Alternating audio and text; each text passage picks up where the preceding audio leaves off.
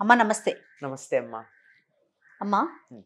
కర్మానుసారం బాధలు అనుభవించాల్సిందే కదా? బాధలేమిటి? ఏదైనా సరే, అనుభవించాలి. ఏదైనా అనుభవించాల్సిందే. హ్మ్. అంటే ఏదైనా అనే కన్నా ఒక ఒక విషయంలోకి వెళ్తే బావుంటుందనేది నా ఉద్దేశం. ఓకే. అయితే అలాంటప్పుడు హ్మ్. పూజలని, వ్రతాలని, నోములని హ్మ్. ఇన్ని చేస్తూ ఉంటారు కదా! హ్మ్. మరి ఇవి వాటిని బ్యాలెన్స్ చేయవా? ఆహ్, ఒక చిన్న పిల్లాడు అడిగాడు. అంతా విధి అన్నారు. దేవుడు రాసాడంటారు. మరి నేనెందుకు ఏ పని చేయాలి? దేవుడు రాసినట్టు జరుగుతుంది కదా! అని అడిగాడు. హ్మ్. చిన్న పిల్లవాడు. ఆ! నిజమే నాన్న. దేవుడు రాసినట్టే జరుగుతుంది. అలాగే కూర్చో. ఆకలేస్తుంది. దేవుడు రాసి పెడితే అన్నం వస్తుంది. లేకపోతే రాదు. ఆలోచించుకుంటూ కూర్చో. నువ్వు లేవకు కూర్చున్న చోట నుంచి అన్నా. హ్మ్. ఎట్లా అన్నా. అంతే కదా! దేవుడు రాసాడన్నావు కదా నువ్వు. దేవుడు రాస్తే రావాలిగా నీ దగ్గరికి. ప్రయత్నం ఉండాలిగా. ఆ! చూసావా?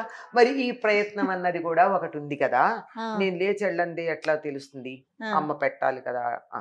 అమ్మ పెట్టాలంటే దేవుడు ఇస్తాడని చెప్పి అమ్మ ఊరుకుంటుందా? వండాలి కదా! వండుతుంది. అంటే నువ్వు నీకు ఏ రకమైనటువంటి పద్ధతి ఉంటుంది? ఎట్లా ఉండాలి? అని చెప్పి ఔట్‌లైన్స్ లాంటివి రాసుంటాయి. దాంట్లో ఫిల్లింగ్ అప్ మాత్రం మనం చెయ్యాలి.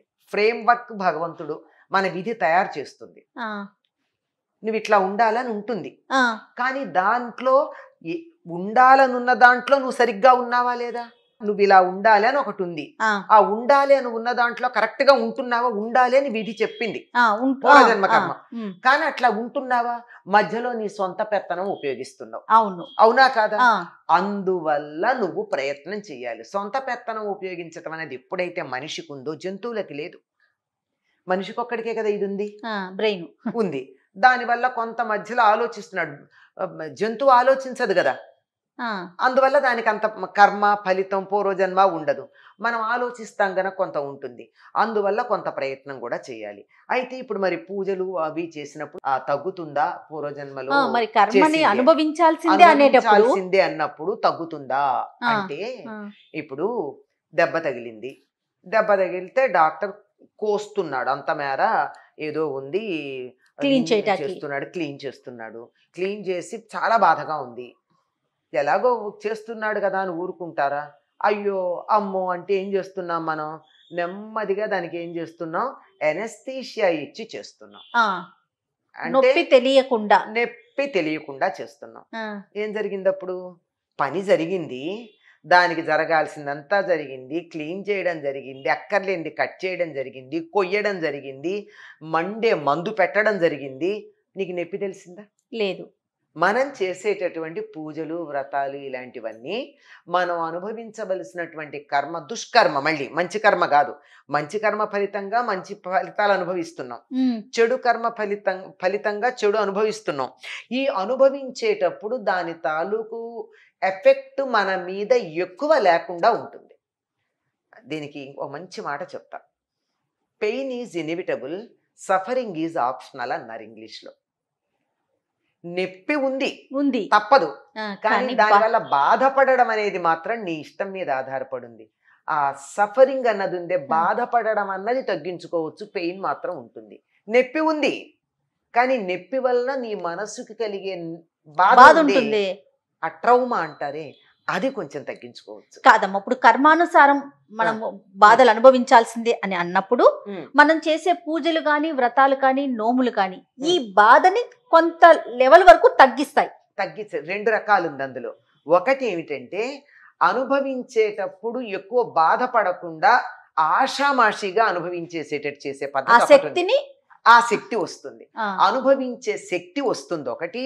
రెండోది భగవదనుగ్రహం గనకున్నట్టయితే, ఆ అనుభవం తేలిగ్గా, ఆనందంగా వెళ్ళిపోతుంది.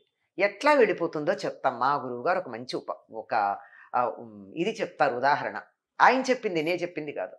ఏదో శని సరిగ్గా లేడు, కాలికి దెబ్బ తగలాలి, కాలు విరగాల్సిందుంది నీ కర్మ ప్రకారం. నువ్వు క్రితం జన్మలో ఎవడి కాలో విరగ్గొట్టావు. ఈ హ్మ్. జన్మలో నీకు కాలు విరగాలి. హ్మ్. సరిగ్గా పనిష్మెంట్ ఇవ్వడానికి సిద్ధంగా ఒక ఆయన ఉంటాడు. ఎక్కడికక్కడ ఏ మాత్రం హెచ్చు తగ్గులు లేకుండా ఎలా జరగాలో అలా పనిష్మెంట్ ఇవ్వడానికి ఒక ఆయన ఉంటాడు. ఆయన పేరే శని. హ్మ్. అందులోనూ కాళ్ళంటే ఆయనకి చాలా ఇష్టం. హ్మ్. అంచేత నీకు కాలు విరగాలి. కానీ నువ్వు శివుణ్ణి ప్రార్థించావు. ఉమ్, మరి శివుణ్ణి ప్రార్థిస్తే శని అంతగా, లేదా హనుమంతుణ్ణి ప్రార్థించావు, శని అంత తీవ్రంగా ఉండలేడు. అప్పుడు ఏం జరుగుతుంది? కాలు విరగాల్సిన చోట కాలి వేలు విరుగుతుంది. నీ కర్మ అనుభవించేశావు. ఆహా. కాలే కదా, కాలు పార్టే కదా విరిగింది, ఆ, వేలుతో పోయింది. వేలుతో పోయింది. ఓహో. ఇది ఒకటి వాటి వల్ల జరిగేది. ఆ, ఇంకో మార్గం ఉంది. ఇంకో మార్గం ఏమిటంటే, ఈ కాలు విరిగి ఈ బాధ అనేది ఉందే, ఇది అనుభవించాల్సిన కర్మ నీకు వచ్చింది. బాధ బాధ చాలా. అనుకోకుండా నీకు కావలసిన వాళ్ళెవరో, ఆత్మీయులు మరెవరో, వాళ్ళకి కాలు విరిగింది, వెళ్ళి వాళ్ళకి సేవ చేశావు. ఆ, కాలు విరిగిన బాధ వాళ్ళు అన్నప్పుడల్లా అయ్యో నీకు కూడా అనిపిస్తోందా? అనిపిస్తుంది కదా. అనిపిస్తుంది. మన సహ అనుభూతి అంటాం. అవునవును. సేమ్ ఫీలింగ్, ఆ, సింపథెటిక్ ఫీలింగ్. సానుభూతి ఏమిటి? సహ అనుభూతి. ఉమ్, వాళ్ళు ఎలా అనుభవిస్తున్నారో అలా అనుభవించటం. ఇలా అనుభవించటం ద్వారా కొంత కర్మ పరిపాకం అయిపోయింది. ఉమ్, నువ్వు హాస్పిటల్లో ఉండాలి అని ఉంది నీ కర్మ ప్రకారం. నువ్వు మంచం మీద ఉంటావా, మంచం పక్కన ఉంటావా అన్నది నువ్వు చేసేదాన్ని బట్టి. నువ్వు పూజలు చేస్తే మంచం పక్క నుండి ఒకళ్ళ పేషెంట్కి అటెండ్ అవుతూ నీ హాస్పిటల్ కర్మ అయిపోయింది. నువ్వు భగవద్ అనుగ్రహం లేదా, నువ్వే మంచం మీద ఉంటావు, హాస్పిటల్ కర్మ అలాగే ఉంది. మనం చేసే మంచి పనుల వల్ల ఇది ఎక్కడ మంచి పనులన్నా, పూజలు గాని, వ్రతాలు వ్రతాలు గాని, ఎక్కడో కనపడనటువంటి దేవుడికి చేసిన దానికన్నా కనపడేటటువంటి దేవుడికి, దైవం మానుష రూపేణ, అంతే కదా. అది అలా ఉన్నటువంటి వాళ్ళకి చేస్తే చాలా తగ్గుతుంది. ఇంకా గొప్ప ఉదాహరణ చెప్పారు ఆయన. ఆయన చెప్పింది నాకు చాలా ఆశ్చర్యంగా ఉంటుంది.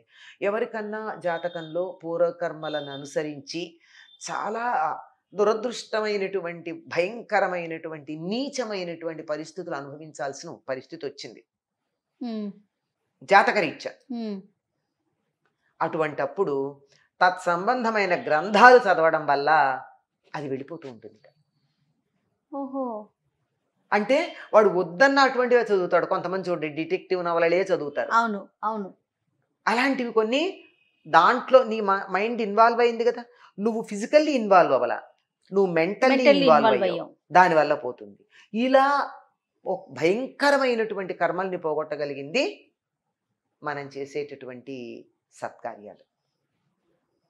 అందుకని వితండవాదం చేయకూడదు. వితండవాదం కాదు, మంచి పనులు చేస్తూ పొండి ఫలితం అదే ఉంటుంది.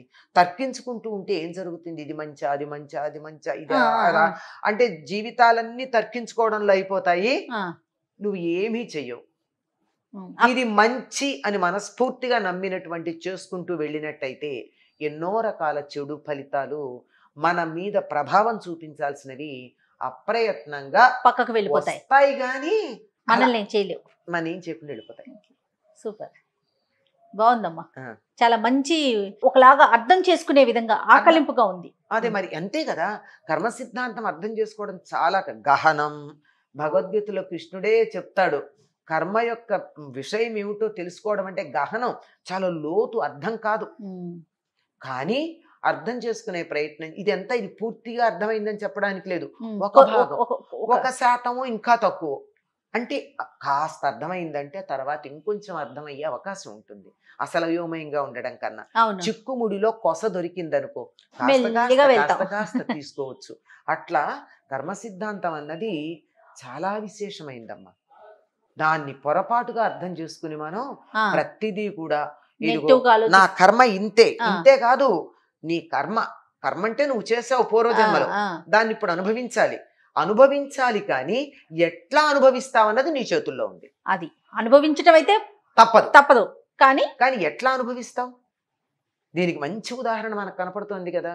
భూలోకంలో పుట్టండి అని అంటే జైవిజీయుల్ని సనక సనందనాదులు 3 జన్మల 6 జన్మల అన్న ఆప్షన్ రాలా? అవును అవును, వాళ్ళకే వచ్చిందమ్మా, మనకెంత. అంచేత మనం కూడా ఆప్షన్ ఏం తీసుకుంటాం అనేది మన దాని మీద.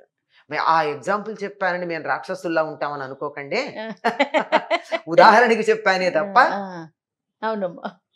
అందువల్ల తప్పనిసరిగా కర్మ అనుభవించక తప్పదు. మంచి అయినా చెడైనా అనుభవించేటప్పుడు ఎట్లా అనుభవిస్తాము, దాన్ని మనసుకు పెట్టుకుంటామా, అది అనుభవిస్తూ ఇంకా ఇంత కర్మ మూట కట్టుకుంటామా, దానివల్ల మరింత పాపాలు చేస్తామా, తేలిగ్గా పోతామా అన్నదాన్ని మన చేతుల్లో ఉంది. ఇది సరిగ్గా చేసుకోవడానికి మనం చేసే పూజలు వ్రతాలు మనకి ఉపయోగపడతాయి. సహకరిస్తాయి. నమస్తే అమ్మా.